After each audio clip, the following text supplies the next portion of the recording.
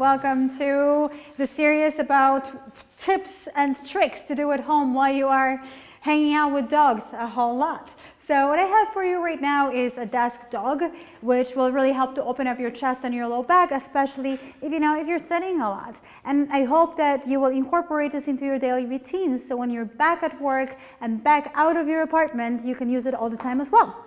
So it is called desk dog, not only because you're surrounded by pets, but also because it mimics downward, rather upward facing dog in yoga. So you place your hands on the table and gaze straight forward. Don't overthink this one. Just simply draw your hips closer towards the desk and maybe even look up towards the ceiling and release. You can repeat this however many times you want to. I like to go for a set of 10 because it just feels delicious and it literally undoes all the damage that you are doing while hunched over your computer.